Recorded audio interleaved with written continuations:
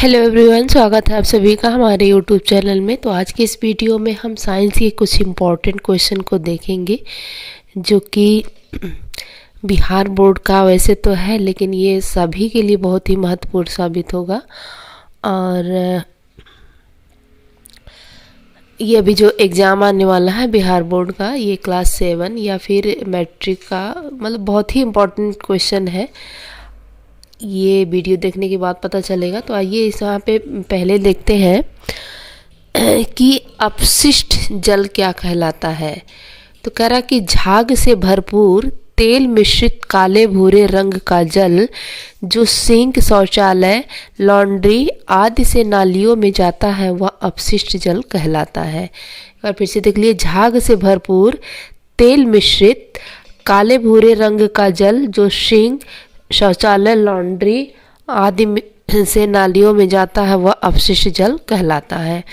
उसके बाद से दूसरा क्वेश्चन है, वाहित मल का उपचार क्या होता है। वाहित मल का उपचार, तो कह रहा कि घरों, उद्योगों, अस्पतालों, कार्यालयों और अन्य उपयोगों के बाद प्रवाहित की जाने वाला अस्पष्ट जल होता है। इसमें वर्षा जल भी सम्मिलित होता है। अपशिष्ट जल के उपचार का यह प्रक्रम सामान्य रूप से वाहित मल उपचार कहलाता है।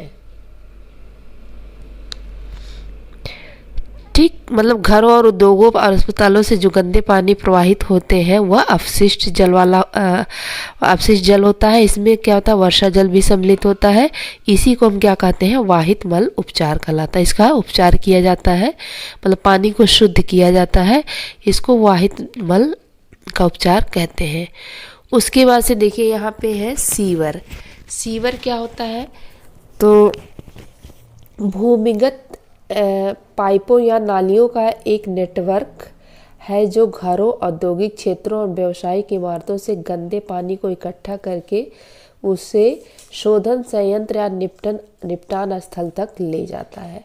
ठीक है, भूमिगत या नालियों का पाइपों या नालियों का एक नेटवर्क होता है जो घर से और औद्योगिक क्षेत्र से और इमारतों से गंदे पानी को ले जाता है और वहाँ पे जहाँ पे शोधन उसका शुद्ध किया जाता है वहाँ तक उसको ले जाता है, वहाँ पे पानी को शुद्ध किया जाता है।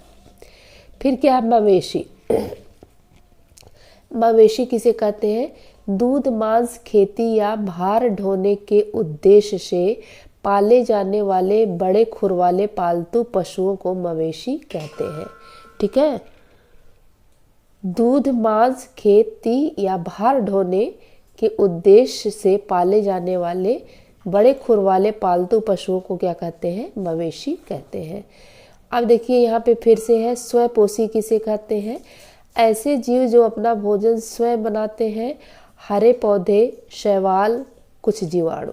ठीक, ऐसे जीव या पौधे जो अपना भोजन स्वयं बनाते हैं उनको क्या कहते हैं, स्वपोषी कहते हैं। जैसे हो गया हरे पौधे, शैवाल और कुछ जीव। परपोषी क्या होता है, वे जीव जो अपने भोजन के लिए स्वपोषी पौधों या अन्य जंतुओं पर प्रत्यक्ष या अप्रत्यक्ष रूप से निर्भर रहते हैं, वो क्या कहते हैं, परपोषी है। ऐसे जंतु जो दूसरे जीव या पौधों पर निर्भर होते हैं वो क्या कहलाते हैं, परपोषी कहलाते हैं। जिसे सभी जंतु हो गया, मानव और कवक हो गया, ये हो गया। उसके बाद से नेक्स्ट देखते हैं। नेक्स्ट हमारा है मृतपोषी। वे जीव जो मृत सड़े गले पौधों और जानवरों के कार्बनिक पदार्थों से पोषक तत्व प्राप्त करते हैं, ये क्या कहलाते हैं, मृतपोषी कहलाते हैं। ह्यूमस एक शब्द आता है, बच्चे नहीं जानते हैं ह्यूमस क्या होता है, तो मिट्टी में पाए जाने वाला गहरे रंग का कार्बनिक पदार्थ जो मृत पौधों और जानवरों के अवशेषों के पूरी तरह से सड़ने गलने से बनता है। मतलब कोई भी कार्बनिक पदार्थ चाहे पेड़ पौधा हो, जब वो सड़ जाता है तो उसका कलर जो है डार्क कलर का हो जाता है, काले कलर का हो जाता है। यही जो है वो मिट्टी में मिल जाता है और यही क्या कहलाता है, ह्यूमस कहलाता है। तो ये हो गया ह्यूमस। फिर से देख लीजिए इसको, मिट्टी में पाए जाने वाला गहरे रंग का कार्बनिक पदार्थ है जो मृत मृत के बाद पौधों और जानवरों के अवशेषों के पूरी तरह से सड़ने गलने से बनता है। उसके बाद से अपघटक क्या होता है? वे सूक्ष्मजीव जैसे बैक्टीरिया और कवक होते हैं जो मृत पौधों, जानवरों और कार्बनिक पदार्थों को सड़ाकर अकार्बनिक पदार्थों में बदल देते हैं। इन्हें प्रकृति के सफाई कर्मी भी कहा जाता है, जो पोषक तत्वों को मिट्टी में वापस मिलाकर पारिस्थितिक तंत्र का संतुलन बनाए रखते हैं।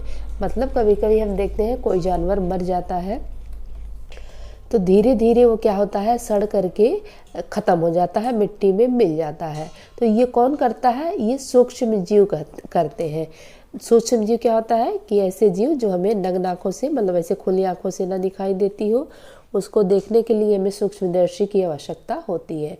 तो जो सड़ा हुआ चीज़ रहता है उसको सड़ाता कौन है? यही सूक्ष्म जीव सड़ाते हैं, और सड़ा करके धीरे धीरे कुछ दिनों में ही उसको क्या करते हैं, मिट्टी में मिला देते हैं, मतलब मिट्टी की तरह बिल्कुल कर देते हैं। तो इसी को हम क्या कहते हैं साइंस की भाषा में? अपघटक कहते हैं। तो ये हो गया हमारा अपघटक। उसके बाद से देखिए प्रकाश का हो गया परावर्तन। जब प्रकाश की किरण किसी पॉलिशदार, चमकदार या चिकनी सतह से टकराकर वापस उसी माध्यम में लौट आती है तो इस घटना को प्रकाश का परावर्तन कहते हैं।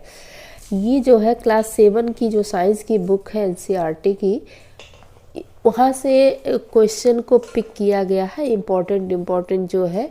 तो उसमें देखिए नेक्स्ट चैप्टर में था पहला क्वेश्चन प्रकाश का परावर्तन।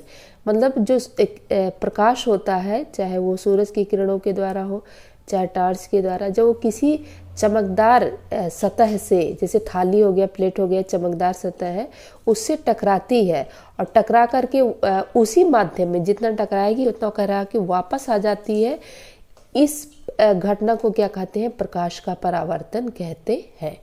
तो ये हो गया प्रकाश का परावर्तन। फिर ये देखिए आपतित किरण किसे कहते हैं? करा सतह से टकराने वाली प्रकाश किरण। मान लीजिए कोई प्रकाश है, मान लीजिए हम टार्च जलाते हैं, किसी भी चीज़ पे हम जलाते हैं, जैसे कोई शीशा रख लीजिए या फिर प्लेट रख लीजिए, उस पर जो हम लाइट जला रहे हैं, जो लाइट जा रही है वो क्या हो जाएगी? आपतित किरण, प्लस टकराने के बाद वापस जो आ रही है वो क्या हो जाएगी? परावर्तित किरण। मतलब हमने टार्च जलाया, वो प्लेट से टकराई, तो जो लाइट उस पर पड़ रही है, जा रही है, वो आपतित किरण, और वहाँ से टकराने के बाद वापस आ रही है, उसको क्या कहते हैं? परावर्तित किरण कहते हैं। तो ये कुछ इम्पॉर्टेंट क्वेश्चन थे। तो इस वीडियो में बस इतना ही। नेक्स्ट वीडियो में हम नेक्स्ट इसी तरह से इम्पॉर्टेंट क्वेश्चन को देखेंगे, क्योंकि वीडियो लंबी हो जाएगी। तो इस वीडियो में बस इतना ही। अगर वीडियो पसंद आए तो प्लीज़ इसे लाइक करिएगा, चैनल को सब्सक्राइब करिएगा। वीडियो देखने के लिए थैंक यू, धन्यवाद।